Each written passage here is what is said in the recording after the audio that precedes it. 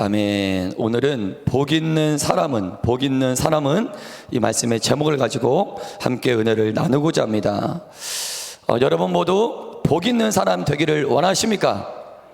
우리나라 사람들은 기복주의적인 신앙이 있기 때문에 옛날부터 복 받기를 좋아했습니다. 그리고 우리 윗세대 분들의 이름을 보면 복이 들어가는 이름들이 참 많아요. 개인적으로 저희 아버지의 이름도 복이 들어가 있습니다. 저희가 이제 다음 주면 추석이 시작됩니다. 우리나라에서 지키는 명절들은 거의 다 복과 관련이 있어요. 우리가 새해, 설날을 지키죠. 설날 인사말이 무엇입니까? 새해 복 많이 받으세요. 명절 인사말 안에 복이 들어가 있습니다. 또 우리가 추석이 다가오는데 추석에는 어떠한 풍습들이 있죠? 보름달, 한가위 보름달을 보며 복을 비는, 복을 달라고 기도하는 그런 풍습이 있습니다. 이처럼 추석에는 여러 정통 놀이가 있는데 이 정통 놀이의 의미들을 살펴보면 거의 다 복과 관련되어 있어요. 복을 비는, 복과 관련된 놀이가 많이 있습니다. 여러분, 이처럼 사람들은 복을 좋아합니다. 여러분들도 모두 복 받기를 원하시죠? 중요한 건 사람들은 복을 원하는데 뭐가 복인지, 참된 복이 무엇인지 모른다는 것입니다. 여러분, 세상 사람들은 어떤 사람을 가리켜 복 받았네, 저 사람 참 복 있는 사람이야. 어떤 사람들을 가리켜 그렇게 이야기를 하죠?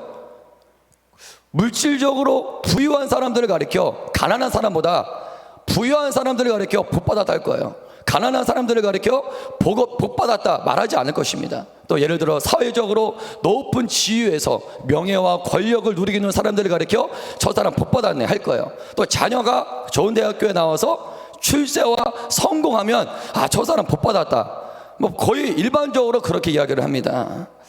이것을 부정하는 것은 아니에요. 물론 물질적으로 복 받을 수 있습니다.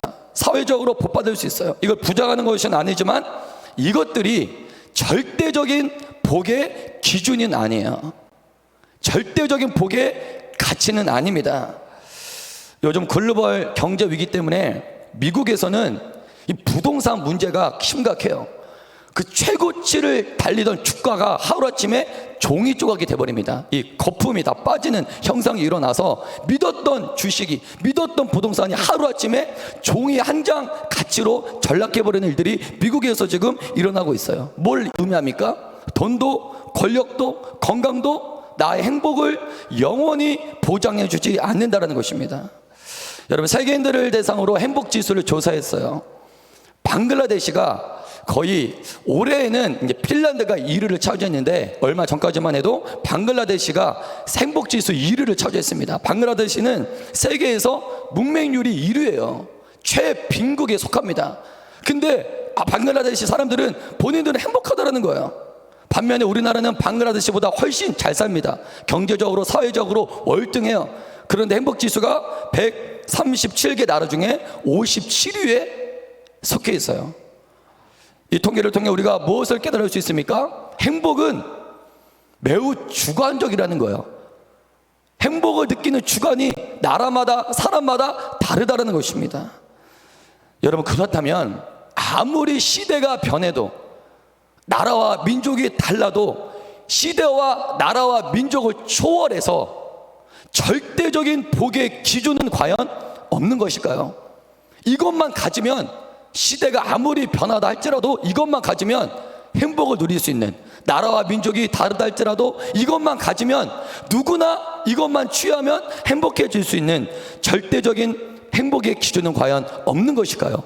있습니다. 아멘. 이 질문에 답이라도 한 듯 월리엄 바클레이는 이러한 말을 했어요. 우리 함께 이 글자를 읽어보겠습니다. 제가 읽을게요. 시작. 인간의 행복은 삶의 기회와 변화에 좌우되는 것이다. 다시 말해 3. 환경이 줄 수도 있고 파괴할 수도 있는 것이다. 그러나 그리스도인들의 복은 그 누구도 손댈 수도 공격할 수도 없는 것이다. 아멘. 지금 제가 여러분들에게 말하려고 하는 요지는 이겁니다. 하나님께서는 절대적인 복의 기준을 오늘 시편 1편을 통해 우리들에게 말씀해주고 있다는 거예요. 할렐루야.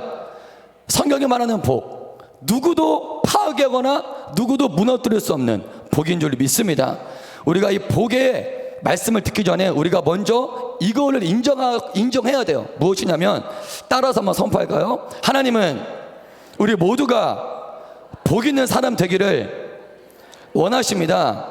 하나님은 우리 모두가 복 받기를 원하세요. 복 주기를 원하세요.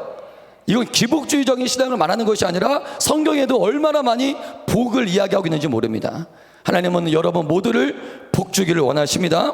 여러분, 시편의 서두는 시편 1편이에요. 시편은 성경에서 가장 많은 150장을 가지고 있습니다.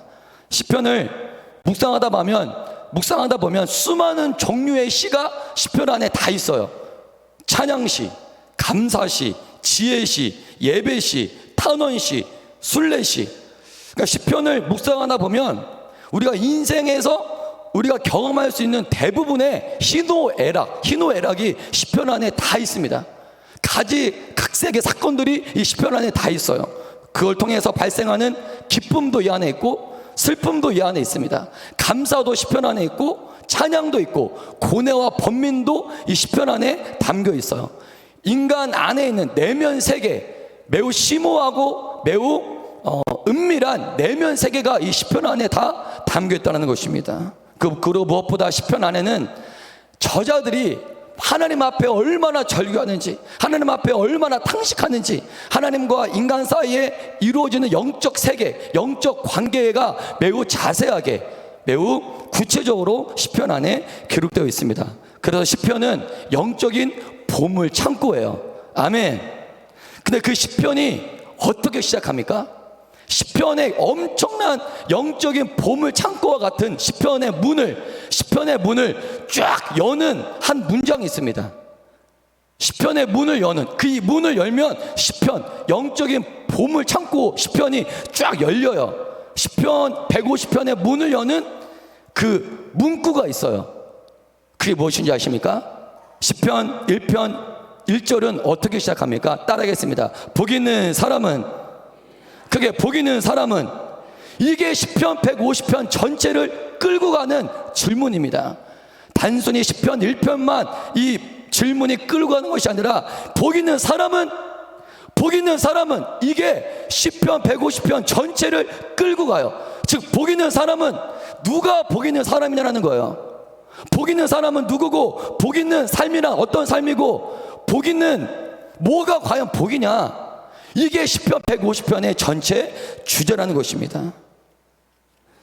그래서 시편 1편은 시편 150편 전체의 문을 여는 서두와 같습니다. 여러분, 그렇다면 시편의 내용을 살펴보기 전에 시편 1편의 저자는 과연 어떤 자일까요? 누구길래 복을 말하고 있는 것일까요? 여러분도 다 아시는 것처럼 시편 1편의 저자는 구약 역사상 가장 복을 많이 받았다라고 말할 수 있는 다윗입니다. 다윗은 어떠한 복을 받았습니까? 이스라엘의 왕이 되었어요. 더 이상 올라갈 자리가 없어요. 최고의 권좌에 올랐습니다. 또 이스라엘 역대 왕들 가운데 다윗은 가장 존경과 칭송을 받았습니다. 다윗이 다스릴 때 경제적으로 가장 부유했고, 모압, 암몬, 에돔 모든 나라를 다 정복했어요. 그들 주변 민족이 이스라엘에게 조공을 바칠 정도로 국방력도 강했습니다. 또한 다윗은 풍부한 감성과 지혜와 명철을 가져서 시편뿐만 아니라 수많은 지혜서들을 기록했어요. 수준 높은 문화 생활을 누렸던 자였습니다. 이에 다윗은 얼마든지 복 있는 사람은 다른 말로, 이 복 있는 사람은 다른 언어로 복을 설명할 수도 있었어요. 하지만 다윗은 다 내려놓고, 복 있는 사람은 어떤 사람이냐? 어떻게 고백합니까? 시편 1절과 2절 보면, 복 있는 사람은 악인들의 꾀를 따르지 아니하며 죄인들의 길에 서지 아니하며 오만한 자들의 자리에 앉지 아니하고 오직 여호와의 율법을 즐거워하여 그의 율법을 주야로 묵상하는도다. 간단히 정리합니다. 여러분, 우리는 다윗이 고백한 시편 1편 1절과 2절을 통해서 복 있는 사람은 어떠한 사람인지를 정리할 수 있어요. 복 있는 사람은 어떠한 사람입니까? 따라서 선포할까요? 첫째는 해서는 안 되는 것과, 둘째는 해야 할 것을 정확히 분별할 줄 아는 사람이 복 있는 사람이에요. 다윗은 간단합니다. 시편 1편 1절과 2절을 딱 정리해보면 해서는 안 되는 것들을 딱 나열하고 해야 되는 것들을 나열해요. 어떤 사람이 복 있는 사람입니까? 뭐가 해서는 안 되는 것인지, 해서는 안 되는 것들이 무엇인지를 정확히 알아요. 그리고 그런 것들을 절대 하지 않습니다. 두 번째는 뭘 해야 하는지를 정확히 알아요. 그 해야 할 것들을 하는 자, 그게 복 있는 자다라는 거예요. 근데 제가 이 1절과 2절을 묵상하면서 다윗은 해야 할 것을 먼저 말하지 않고 해서는 안 되는 것들을 먼저 말해요. 그 해야 할 것들은 간단합니다. 여호와 율법을 즐거워하여 그 율법을 주야로 묵상하는 거다. 간단히 말하는데 해서는 안 되는 것들은 구체적으로 이야기를 해요. 세 가지 종류를 들어가면서. 그 이유가 무엇일까요? 저는 이렇게 해석을 했습니다. 여러분, 성경이 말하는 복 있는 사람이 되기 위해서는 이 땅에서 이 땅은 어떠한 세상이냐면 이 땅에서 우리가 해야 할 것보다 하지 말아야 할 것들이 더 많은 이 세상에 저 여러분들은 살아가고 있어요. 아멘입니까? 이 땅에 여러분들이 살고 있는 이 세상은 어떠한 세상이냐면 물론 해야 할 것도 많이 있지만 하지 말아야 될 것들이 훨씬 많은 세상이에요. 죄악으로 덮였기 때문에 이것도 하지 말아야 되고 저것도 하지 말아야 돼요. 이것도 해서는 안 되고 저것도 해서는 안 돼요. 다윗은 그렇기 때문에 먼저 하지 말아야 될 것들을 먼저 말하겠는 거예요. 복 있는 사람이 되기 위해서는. 역으로 말하면 왜 많은 크리스천들이 왜 복을 빼앗깁니까? 왜 복 있는 사람이 못 됩니까? 해서는 안 되는 것들을 했기 때문이에요. 우리는 먼저 해야 할 것들을 먼저 생각하기 전에 하지 말아야 할 것들을 먼저 분별하고 생각하시길 주님의 이름으로 간절히 축복합니다. 창세기 3장을 보면 아담과 하와가 하나님이 주신 복을 왜 빼앗겼습니까? 해야 할 것들을 안 해서 빼앗긴 것이 아니라 하지 말아야 할 것들을 해서 빼앗겼어요. 먹지 말아야 할 선악과를 먹었기 때문에 빼앗겼습니다. 오늘 나도 마찬가지예요. 영적으로 수많은 사람들이 무엇 때문에 복을 빼앗기냐? 물론 해야 할 것들을 안 해서 복을 빼앗길 수도 있지만 하지 말아야 할 것들을 해서 복을 빼앗기는 경우가 훨씬 더 많습니다. 그럼 다윗은 복 있는 자들은 무엇을 하지 말아야 되는지 구체적으로 세 가지를 드는데요. 첫 번째는 복 있는 자는 악인들의 꾀를 따르지 아니한다 그래요. 복 있는 자는 악인들의 꾀를 따르지 아니하는 자들입니다. 여러분, 오늘날 수많은 사람들이 악인들의 꾀를 따릅니다. 악인들의 꾀를 따라요. 그 이유가 무엇일까요? 여러분, 아담과 하와를 예를 들어보면 하나님은 아담에게 창세기 2장을 보면 선악과를 먹으면 반드시 죽는다 그랬어요. 죽는다. 하지만 마귀 사단은 선악과를 먹으면 죽지 않아. 네가 하나님처럼 돼. 내용만 봅시다. 내용. 말하는 주체를 딱 빼고 선악과를 먹으면 죽어. 이게 1번. 선악과를 먹으면 죽지 않아. 네가 살아. 그 영원히 하나님처럼 될 수 있어. 높아질 수 있어. 딱 내용만 딱 봐서는 1번이 더 좋아요? 2번이 좋아요? 2번이 훨씬 좋죠. 누가 말했는지를 빼고 주체를 빼고 내용만 봤을 때는 2번이 훨씬 좋아요. 먹으면 죽는다. 부정적이에요. 뭐 죽으라고? 2번은 먹으면 죽지 않아. 하나님처럼 될 수 있어. 나를 위해주는 말 같고 나를 세워주는 말 같고. 여러분, 왜 악인들의 꾀에 많은 사람들이 빠질까요? 육신의 귀로 듣기에는 하나님의 말보다 마귀의 꾀가 육신의 귀로 듣기에는 훨씬 더 좋게 들려요. 훨씬 좋게 들린다니까요. 하나님의 말씀은 나를 억압하고 누르고 제한하고 나를 뭔가 조금 가둬놓는 이러한 언어로 들리는데 마귀는 그렇게 말하지 않습니다. 나를 위하는 말, 세워주는 말. 육신의 귀로 들릴 때는 훨씬 더 내용만 봤을 때는 마귀가 하는 말이 더 우리를 좀 유해주는 말처럼 들린다는 것입니다. 그래서 많은 사람들이 악인의 꾀를 따르고 있어요. 여러분, 복 있는 사람은 어떠한 자입니까? 이러한 악인들의 꾀를 정확히 분별할 줄 아는 자인 줄 믿습니다. 여러분, 사람은 누구나 다 모든 사람 한 명도 예외 없이 사람은 무엇인가를 따르게 되어 있대요. 나는 아무것도 따르지 않아요. 본인 자신을 따르는 거예요. 본인 자신의 신념을. 무엇이든지 사람은 어디론가 끌려가게 돼 있어요. 인생은 자동태가 아니라 수동태로 갑니다. 누구누구에 의해서 살아가는 존재예요. 그 대상이 타인을 따라가던 어떠한 이념과 가치와 목표와 생각을 따라가던 무엇이든 간에 뭔가를 따르게 되어 있어요.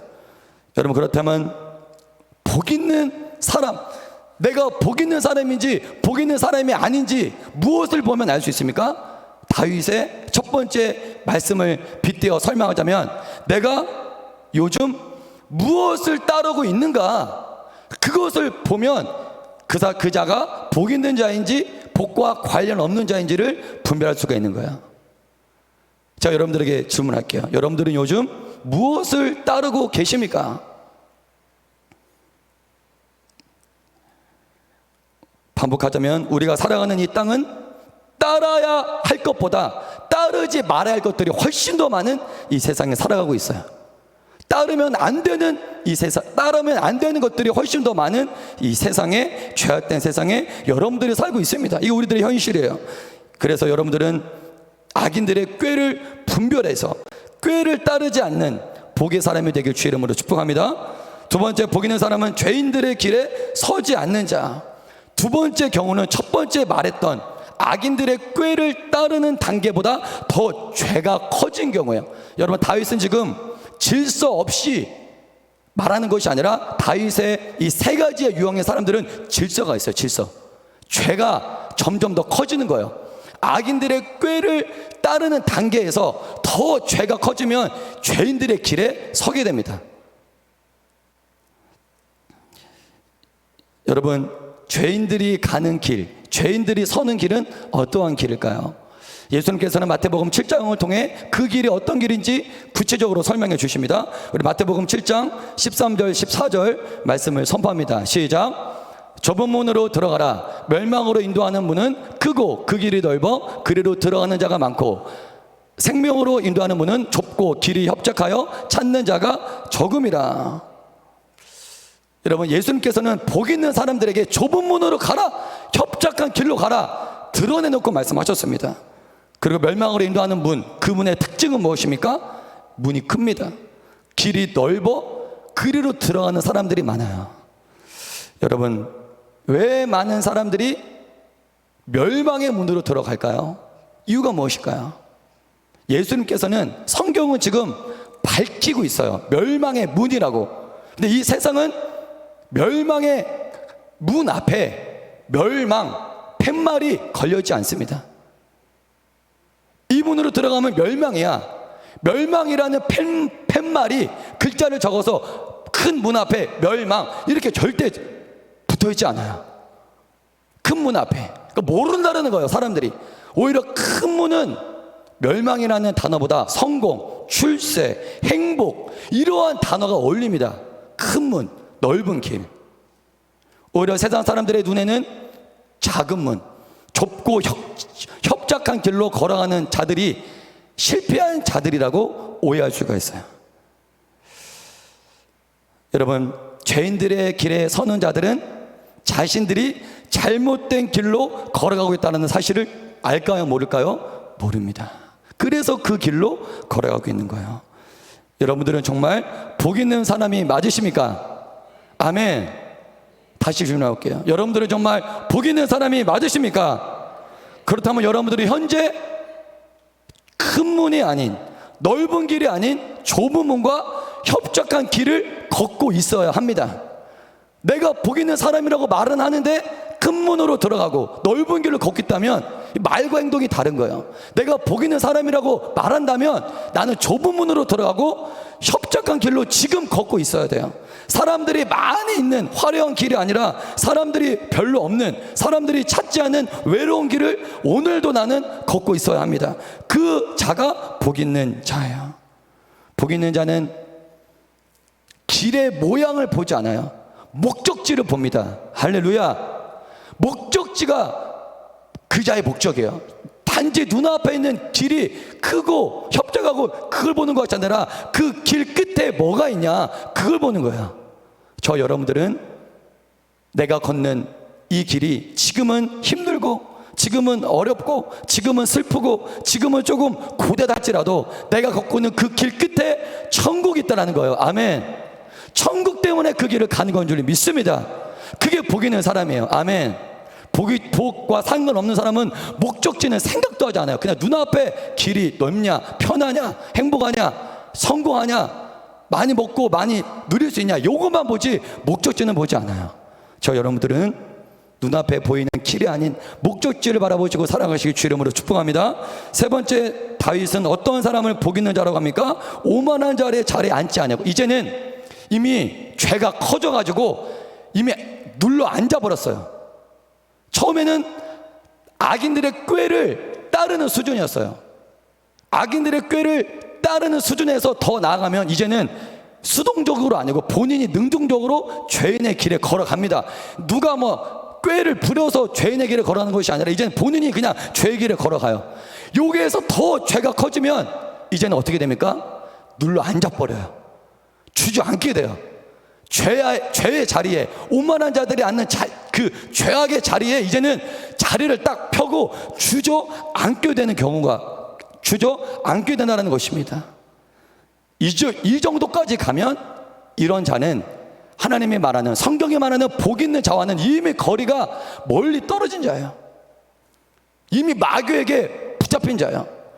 마귀에게 빠져나오기가 쉽지가 않습니다.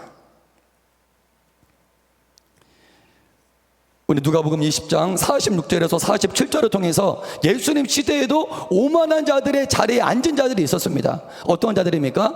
우리 누가복음 20장 46절 47절의 말씀을 선포합니다. 시작. 다니는 것을 원하며 시장에서 문화받는 것과 회당의 높은 자리와 잔치의 윗자리를 좋아하는 서기관들을 삼가라. 그들은 과부의 가산을 삼키며 외식으로 길게 기도하는 자니 그들이 더 엄정한 심판을 받으리라. 여러분, 서기관들은 어떤 자리를 좋아했습니까? 회당의 높은 자리와 잔치의 높은 자리를 좋아했어요. 오만한 자들의 자리를 좋아했어요. 여러분, 서기관은 회당에서 백성들에게 율법을 가르치는 자들이에요. 하나님의 말씀을 가르치는 자들입니다. 이것을 명목으로 영적인 우월감을 가지면서 백성들의 친송과 영광을 독차지했던 자들이에요. 그들은 회당의 높은 자리를 좋아했습니다. 저는 이 말씀을 묵상하면서 오만한 자리가, 오만한 자가 과연 어떠한 자일까 묵상했어요. 근데 이 말씀을 통해서 이러한 자들이 오만한 자다라고 제가 해석을 했는데, 어떠한 자들이 오만한 자들이냐? 여러분, 하나님의 말씀이 선포되는 이 회당에서 가장 높은 자리는 누가 앉아야 됩니까? 하나님이 앉아야 되는 줄 믿습니다. 하나님께서 앉으셔야 될 자리인 줄 믿습니다. 하나님께서 영감 받으셔야 될 자리인 줄 믿습니다. 근데 그 자리에 누가 앉았습니까? 서기관들이 앉아서 하나님이 받으셔야 될 영광과 칭송을 누가 받아요? 서기관들이 대신 받아요. 하나님의 영광을 도둑질하고 있는 거예요. 오만한 자들은 어떠한 자들입니까? 하나님의 보좌에 앉아서 하나님의 말씀을 가르친다라는 명목으로 하나님 보좌에 앉아서 하나님의 영광을 도둑질하는 자들이 오만한 자들이에요. 복 있는 사람은 절대로 하나님의 영광을 도둑질하는 오만한 자리에 절대 앉지 않습니다. 겸손히 하나님만을 경배합니다. 겸손히 하나님만을 찬양합니다. 아멘. 여러분, 오만이라는 히브리어는 레침인데 이는 조롱하다라는 의미가 있어요. 조롱하다.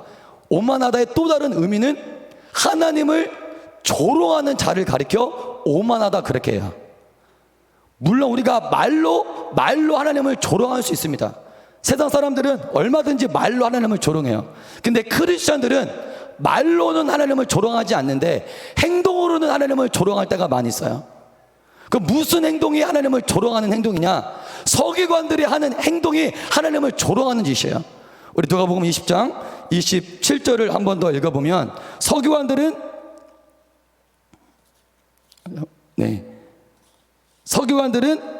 과부의 가산을 삼키며, 서기관들은 누구의 가산을 삼키며? 과부의 가산을 삼키며 외식으로 길게 기도하니. 겉으로는 의로운 척해요. 겉으로는 거룩한 척해요. 겉으로는 하나님의 영광을 다 받아요.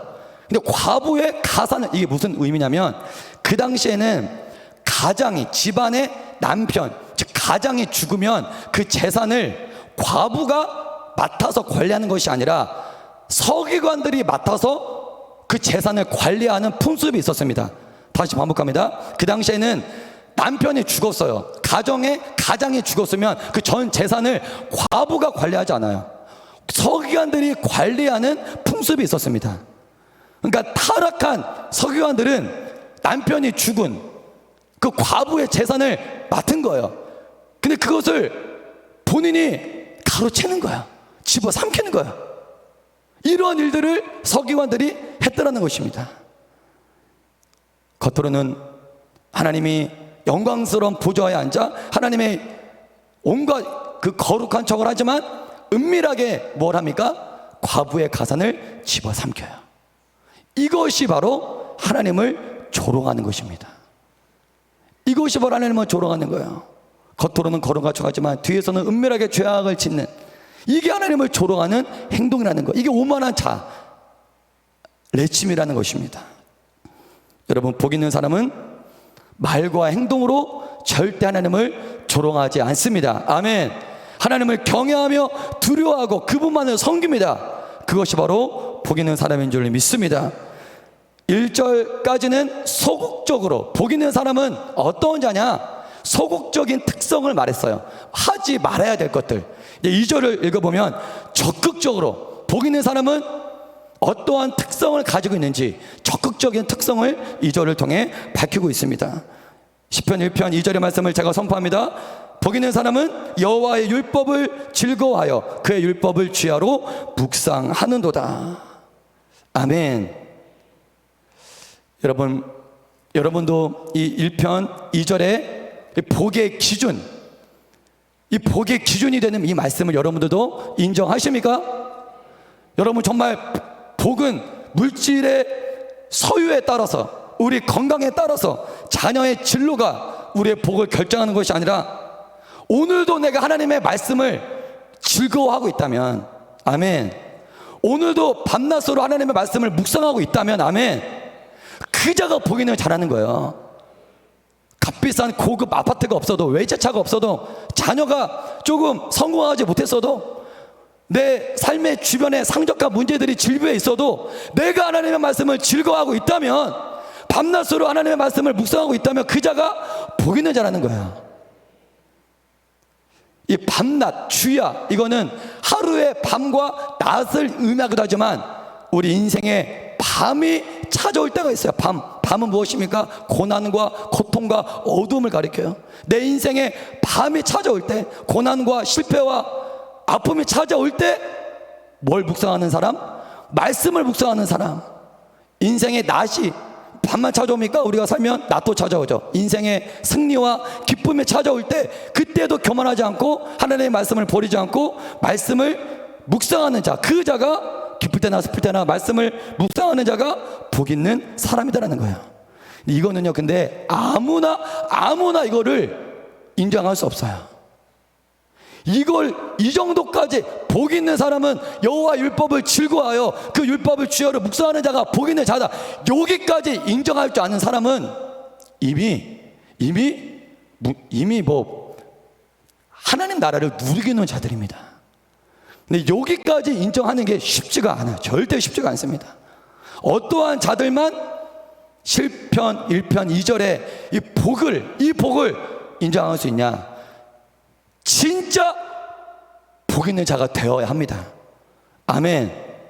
짝퉁은 절대 이걸 인정하지 않아요. 말은 하죠. 근데 속은 인정하지 않아요. 여호와의 말씀을 즐거워하는 게 복이라고 인정하지 않아요. 말은 하지만 진짜 복 있는 자가 되어야지만 다윗이 말했던 시편 1편 2절의 이 고백을 나의 고백으로 인정할 수 있다는 것입니다. 여러분, 어떠한 자들이 하나님의 말씀을 즐거워할까요?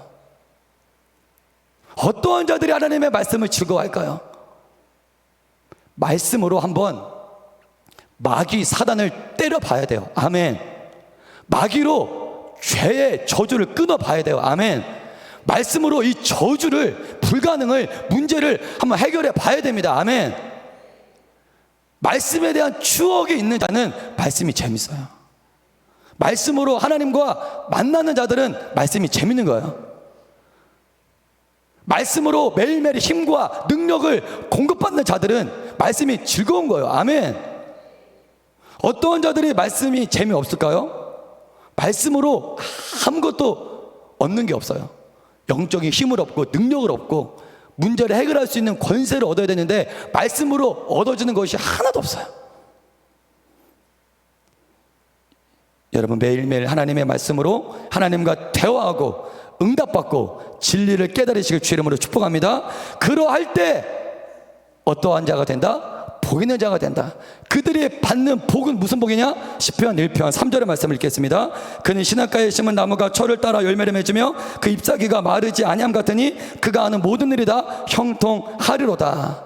다윗이 말했던 것처럼 1절에 해서는 안 되는 것들을 하지 않고 2절 해야 할 것들을 하면 결과는 시냇가에 심은 나무가 철을 따라 열매를 맺으며 그 잎사귀가 마르지 않음 같으니 그가 하는 모든 일이 다 형통해지는 복을 받는데요.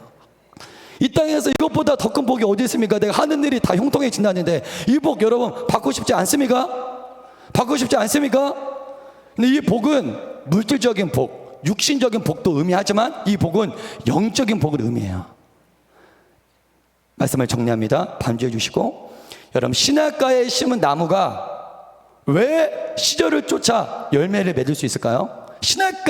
시냇가에서 물을 쭉쭉 빨아들이기 때문에 그 나무는 열매를 맺는 거예요. 할렐루야. 그럼 저와 여러분들도 무엇을 빨아들여야, 나무가 시냇가에 있는 물을, 그 생명수를 빨아들일 때 열매를 맺는 것처럼 어떠한 자가 무엇을 빨아들여야 우리 삶에 모든 하는 일이 형통해지는 복을 누릴 수 있을까요? 따라하겠습니다. 그것이 말씀입니다. 오늘 시편 3절에 있는 시냇가에 심은 나무가 빨아들이는 생명수는 영적으로 보면 말씀을 의미해요. 아멘. 이 나무는 말씀을 빨아들인 거예요. 아멘. 말씀을 먹은 거예요. 아멘. 말씀 바로 옆에서, 말씀이라는 시냇물 옆에서 매일매일 말씀을 빨아들이니까 그냥 하는 모든 일이 다 형통하게 되는 줄 믿습니다. 저 여러분들도 매일매일 말씀이라는 시냇가 옆에 머물러 있어서 말씀의 생명수를 빨아들일 때 여러분들이 하는 모든 일이 형통하게 되는 복을 누리게 되는 줄 믿습니다. 목사님들 나와주시고요, 반주해 주시고 말씀을 정리합니다. 시편 1편은 시편 전체의 주제와 같아요. 시편 1편, 복 있는 사람은 이게 시편 전체를 끌고 갑니다.